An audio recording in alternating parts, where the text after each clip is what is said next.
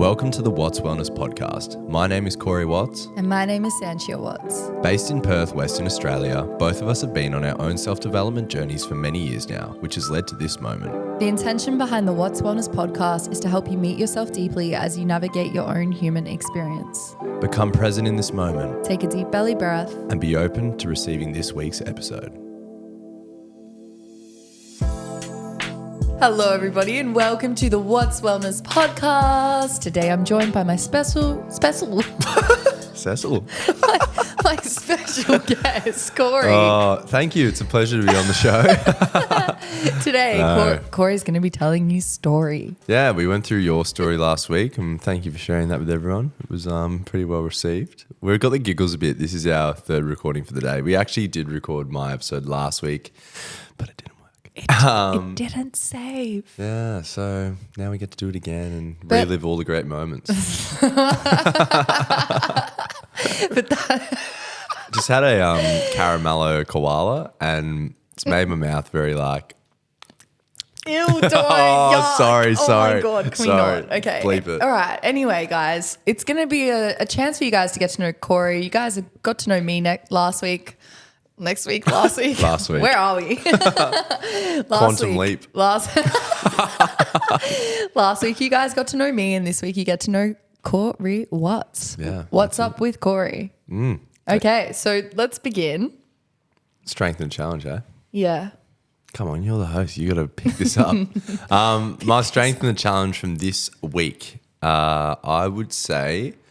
My strength has been listening to my body. I've obviously spoken about this the other week, but I've had some injuries and things going on and slowly on the rehab at the moment. But I think listening to my body's been a big one. On Tuesday, I sort of said, it's not feeling quite right, took a rest and then was able to train the most that I've trained on Thursday by doing so. So I think that's a big one for me. Probably the old me would have been very much like, nah, it's fine. Keep training through it, and then would probably have deteriorated and maybe missed more. So I'd say that's probably been my strength. My challenge out of this week has probably been conscious communication at times. Me and Sanch had a little bit of a biff around some stuff, and that's going to happen from times, but I probably didn't regulate my emotions all that well, and was a little bit out of line, but we get that. We've apologised, we've made up, we've set some commitments to each other that also make it easier, because that disagreement probably occurred because we had different opinions on the matter. Different expectations. Yeah, different expectations. So it's a good one for people. If you're finding that you're not getting along with people, have you actually set the expectations? Have you actually set like what it is you're doing? I know you're on the same page, because that can often lead to disharmony. But that's probably me. Nice, brother. What about you? Thanks for taking accountability on the potty. I appreciate it. I think it's nice to be transparent and honest. And yes, I will take accountability too. And I probably should have set my own expectations as well. Yeah. Okay. And well, what? Nothing. Keep going. Don't even. No. We were just anyway, my strength has been our ability to overcome adversity and work through things. It was also a freaking challenge, I'm not going to lie. Yeah. Sometimes we need a bit of time and space to actually put ourselves in the other person's shoes, and I think we've finally done that. So it was both the strength and the challenge, but we're clear on our expectations now, and we've set some really cool goals for 2024 together. We've got a plan, we're feeling good, and it's also New Moon Week when this is coming out, so I'm sure future me is setting some really cool intentions as well. Exactly. So I'm proud of myself for putting pen to paper and doing that. Very nice. Cool. So today we're going to get into the life of Corey Watts. How did you come to be where you are today? Who are you, and what shaped you into this person? Whoa. Okay. Bit of a journey. So I guess we can start it back. We obviously live in Perth, WA now, but that wasn't always the case. Me and Sanchia originally grew up in Melbourne, so from a young kid through school and whatnot, I would say I was a pretty quiet sort of kid, a little bit unassuming, was very much just going about my own life. And it's funny to look back on, because I would probably say that would have been just about you can't say it's the happiest I've been, but like I didn't really have like a lot of connection to like feelings and stuff like that. Like I just felt like life was a little bit of a breeze, as we probably all do as like kids a little bit at times. So going through school and stuff, that was probably most of the way, especially through primary school and stuff. And then I think as I sort of started to move into high school around year 7 and whatnot is when sort of social pressures of school and stuff really started to come in along the journey. And then sort of I was playing sport and everything, and at the time was, pretty good at it. And I think it set a lot of expectations on who I was supposed to be based on what other people thought, which was quite challenging to navigate at times, I think. And I probably lost myself a little bit, didn't really know who I was, just sort of trying to be who other people thought I was. So I went to Sandringham College, and it was a pretty good school, but pretty free-spirited. A lot of the kids and stuff in my year level were just doing their own thing, and that's totally fine. But I think with where I was at in life, I was hoping to maybe achieve a little bit more, just do a little bit more with my life. So ended up applying to get into Melbourne High School, and I got accepted into that. It's a select entry academic high school. It looks like Hogwarts. Yeah, literally up in the hill at South Yarra. If anyone's seen it going past on the train, it's actually a school, not like an old heritage building or anything. But yeah, went there in year 10, and yeah, had some of the best experiences. By far, it was an awesome school. Had some cool opportunities. It probably was the start of independence for me. They were really big on when we had sports days and stuff that you would catch the train there yourself and find public transport to get to where you need to be. Like Albert Park for me was probably an hour and a half almost on trams and trains and stuff. So probably instilled that independence, but ended up getting glandular fever at the end of my year 10 year and sort of leading into year 11, and then really struggled to sort of make up the distance. I look back on that and I don't use it as an excuse whatsoever, because at the end of the day, I also probably was pretty lazy and just didn't really want to do the work to get back to where I wanted to be.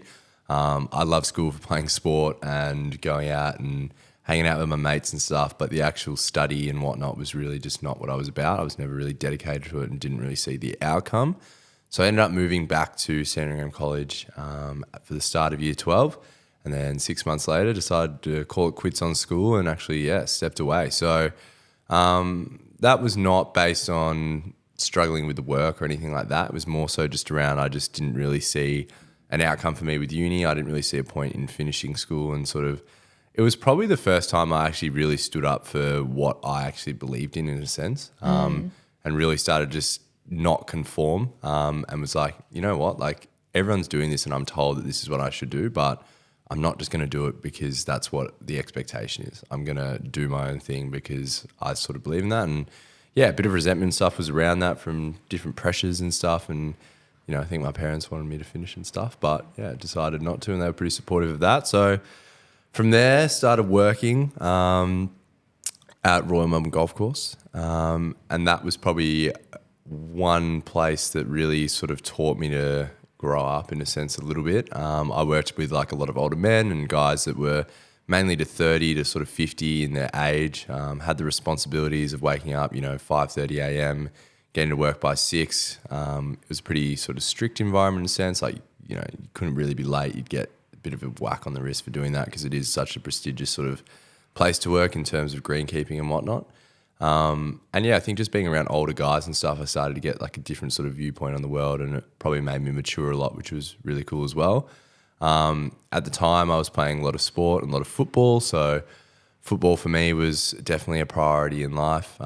During my high school years as a bottom major, I was quite touted to be a good player, and it probably did lead into the decision a bit to leave school at the time. And then, during my 18-year-old year, so they call it your top age year, and while working at Royal Melbourne, I got diagnosed as a celiac, which is an intolerance to gluten, which ended up being a little bit of a mishap with footy and stuff. But again, never going to use it as an excuse. I don't think I knew what it took to play at the elite level at that time. Didn't really know the habits and stuff. Other guys my age were going to the gym. They were training really hard. They had PTs, kicking coaches, running coaches. I had none of that. I was honestly having a couple of beers, I think, down at like Phillip Island over Christmas and stuff. And yeah, I'd already been told at that stage that I was a celiac and just didn't have the discipline to sort of stay away from it and stuff. So throughout that year, it didn't eventuate into what I thought it was going to.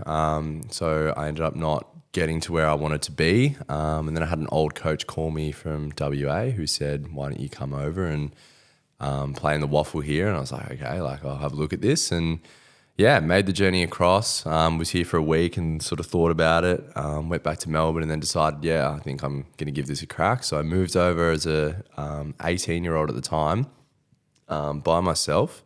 I lived on a farm for the first 3 weeks with the CEO. And then I turned 19 and I had my own rental, was living by myself. And then Sanchia came over for a visit. And then ended up moving over full-time as well. And then that's when sort of COVID hit. And we were living together in a share house situation, just you and I. Yeah.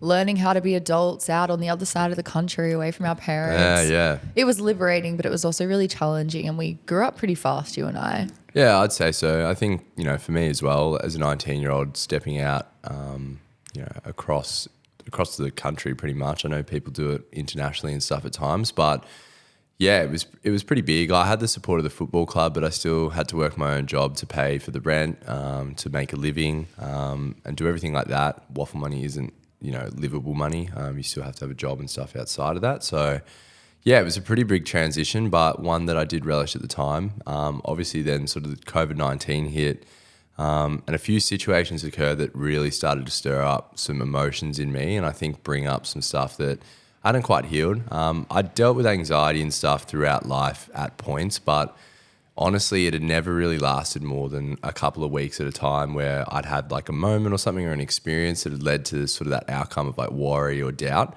But this time was a little bit different. I felt some emotions and things that I had never felt before, and it was amplified by the fact that we then were in a lockdown. We weren't actually able to fly back into state. There was no going back to Melbourne. We didn't really have the support network in Perth as it was at that time. I obviously had Sanchia, which was a massive lean on, and she was huge for me during that time as well.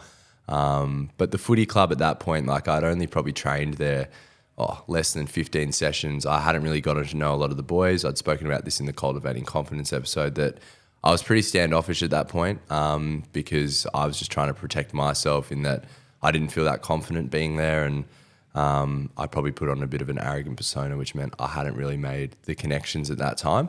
The one connection I did make had gone back to Brisbane during the COVID pandemic, so it was very much just me and Sanchia sort of battling out alone. So had all these emotions and stuff come up, and it was a lot. Was sort of in hysterics most night, and it was pretty, like, yeah, for pretty people to dark, understand yeah. the gravity of it. Like, I was helping you through panic attacks pretty constantly often. through the day. I think for a couple of them I went to hospital just to get like checked out because I was like, it's just not normal to be feeling this way. Like, I can't believe how much I'm feeling into this.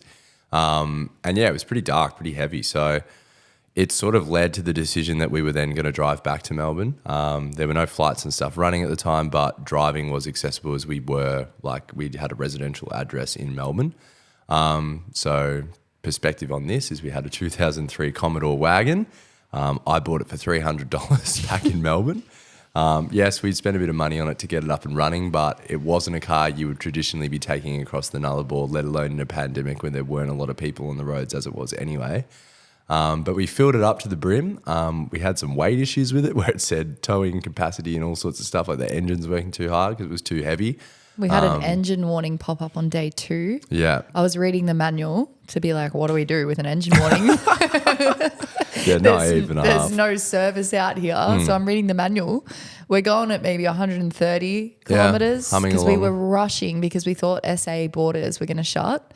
And we smacked a roo. I've looked up from the manual, locked eyes with this kangaroo, and we've just smacked it so hard. You did such a good job of just driving head on.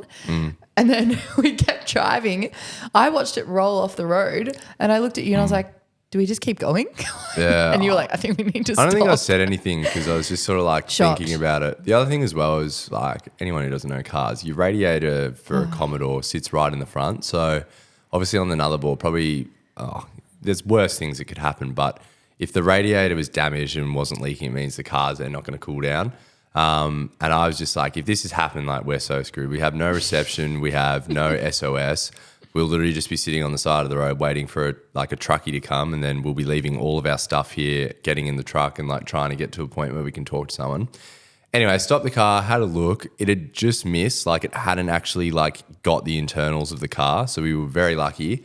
The bonnet was lifted though. I got duct tape to stick it all down. Like it There was was pretty kangaroo hair in the grill. Anyway, don't paint that picture, but it was a bit full on. So we did all that.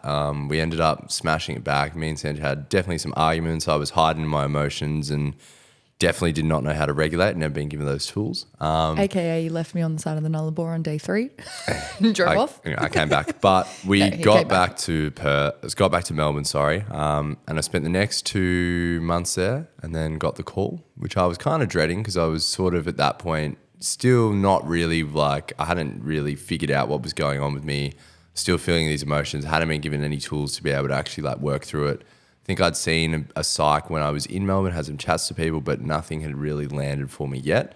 But I got the call from the coach and he said, you know, COVID here's calmed down a bit. They're going to get the season up and running. We need you to come back. And I was just like, oh, like this is just the last thing I want to do. Like, but I'd made the commitment, spoke to family and stuff, and was just like, all right, we'll go back over there. I'll play the season out. It's probably like 12 weeks and then I'll fly back will be the plan. So got on a flight, went there. I was supposed to be staying with the CEO again at the farm, which I was pretty happy with because it was like a big farm, big property, plenty of roaming space. And one of my things at the moment with my emotions was I didn't want to be locked in. I didn't want to be like confined in a space because it meant sitting with what was going on at the moment. That was my biggest fear. I did not want to be in that space. I didn't want to be in my like body in a sense. I wanted to be distracting, doing other things. So I got there, and probably looking back on it now, you could say that this was a little bit, you know, power of the universe and meant to be. Got there, my footy manager picked me up and said, I said, are we going to Dean's? And who's the CEO? And he said, nah, we're putting you in like a house. It's like your rental that you're going to live in with Angus. And I was like, what? So miscommunication from them. But anyway, we drive to Angus's house. One of my good mates, Will, was the owner of it, who I think listens to the potty, so shout out to him. But the house at the time, he'll attest to this, it really wasn't the picture of like good living. It was just pretty run down. 5 dogs living there or something. They had 5 dogs. It wasn't at the time, but yeah, dog hair all over the floor, mold on the ceilings. My sheet didn't even have like sheets on it, and there was like hair from the last person that like had been there. And yeah, it was pretty full on. Like, you know, when I was already feeling like in this state of just like pure angst, I was like, this is the last thing I want. And 2 weeks isolation obviously is the thing. Coming back from Victoria, that was the mandatory requirement in the house. So I get thrown in there. I've got no sheets or anything. I meet the other housemate for the first time. Never met him because he didn't play at the footy club. I'm like, hey, I'm going to be living here. And he was just like, what? Everyone left. It was just me in the house. I remember ringing Mum. I was just like, Mum, like this is so cooked. Like this is just not it. Like I want to come home. And then pretty much through the 2 weeks of that isolation, I would have spent every night around like 11 or 12 p.m. at night, I would just be on the phone like either crying or just like really wound up to Mum, just saying like, I want to come home. Like we don't have to tell anyone. The thing is as well, like as I was quite embarrassed at the time about how I was feeling.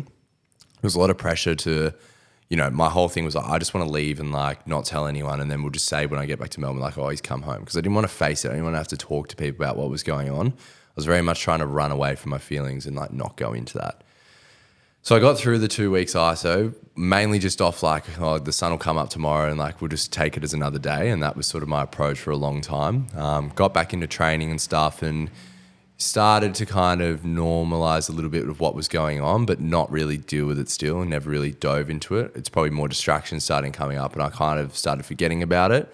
Played a couple of seasons, a few injuries and stuff along the way. And then probably about a year and a half ago, I then had another experience that was just what really brought it on again and really brought it up to the surface. And then I probably spent about the next, I would say 6 to 8 months in, a pretty dark space. And I thought it was dark before, and then it definitely got darker again.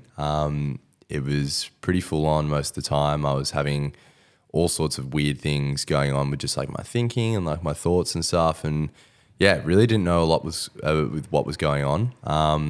And then from there, I met a guy called Ollie, and Ollie runs breathwork in WA. I think he now lives on the Gold Coast, but it wasn't breath work that I went and did. He had actually had a mentor called Justin Delahunty, that he sort of was like, you should have a chat to him. And we've mentioned before about answering the calls of change. I think we mentioned it in the episode with Josiah.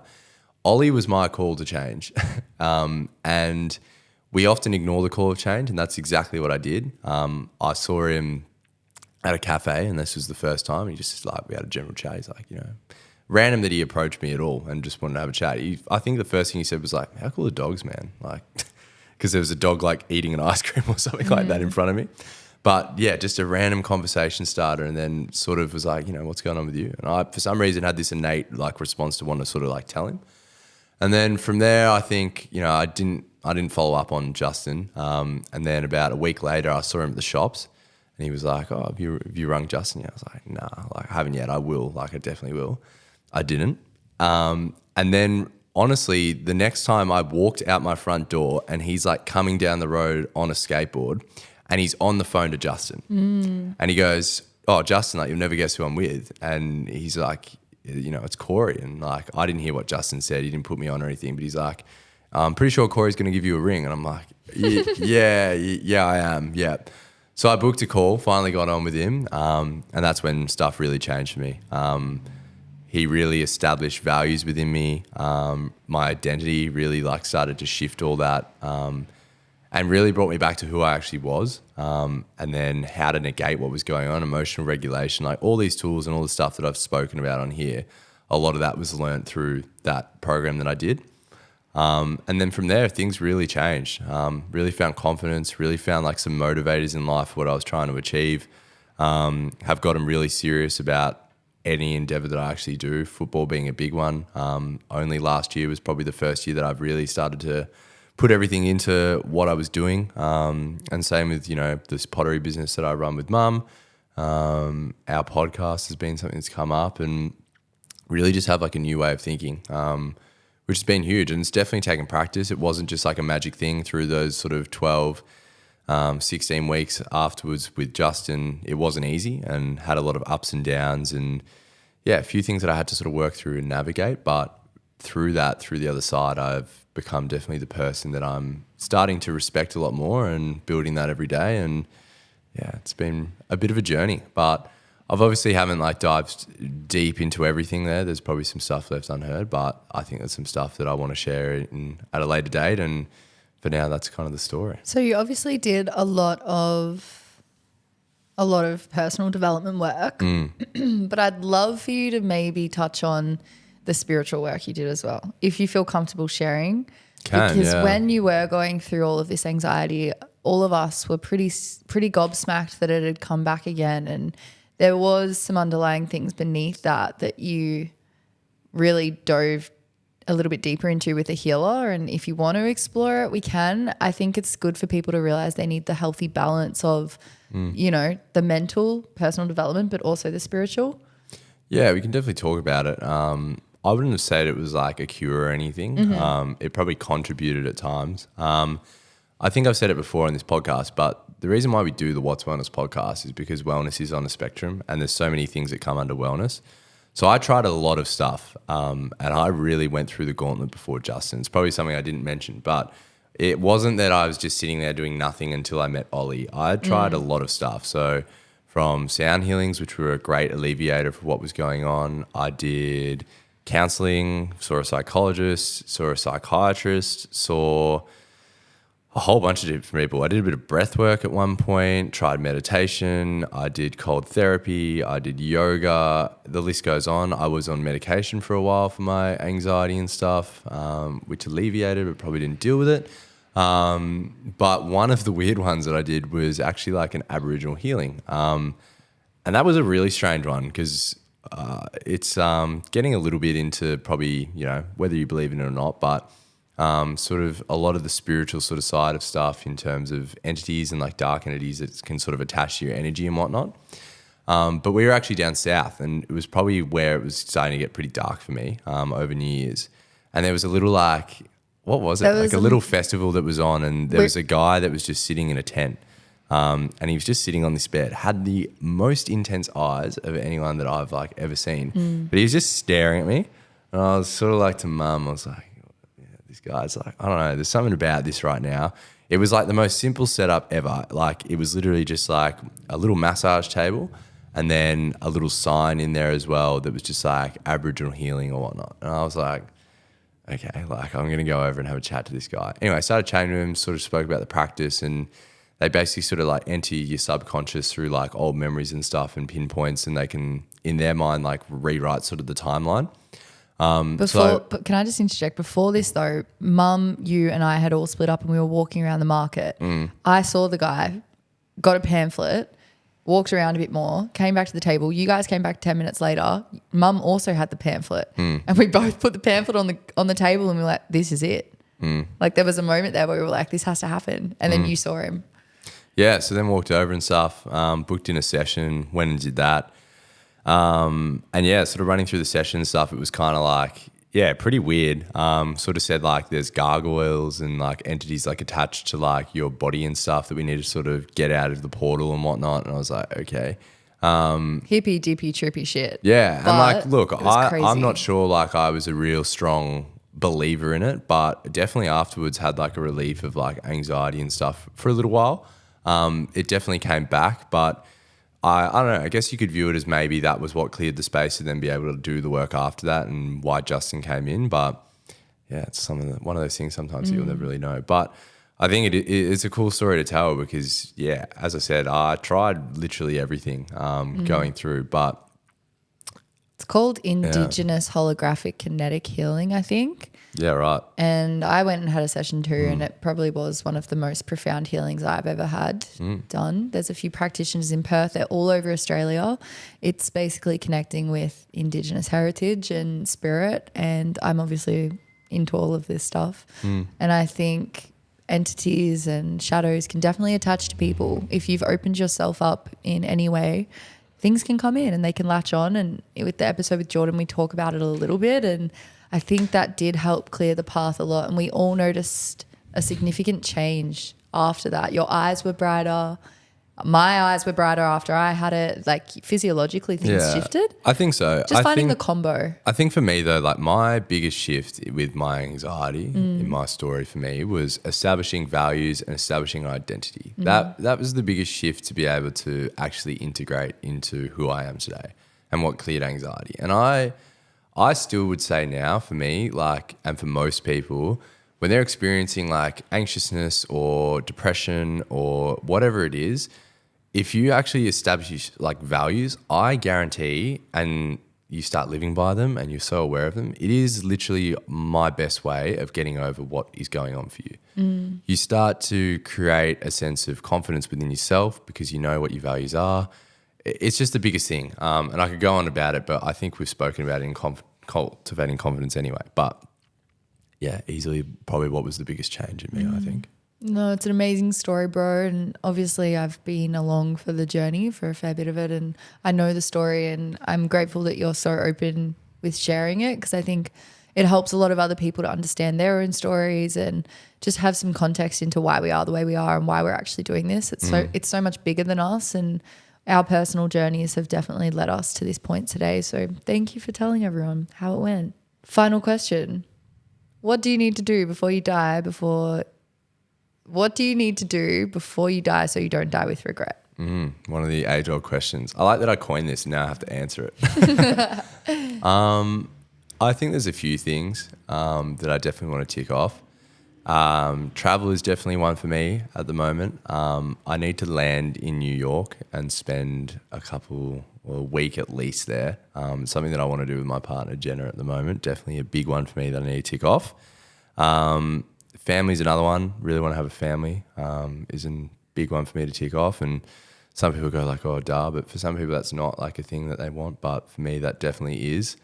And then I think helping people is probably the next one. I think through my journey, spoke about it a lot, but giving back is such a big one for me. I think with what I went through and what I learned, it just created this spark within me that was like, I need to give this to other people that are going through the same thing.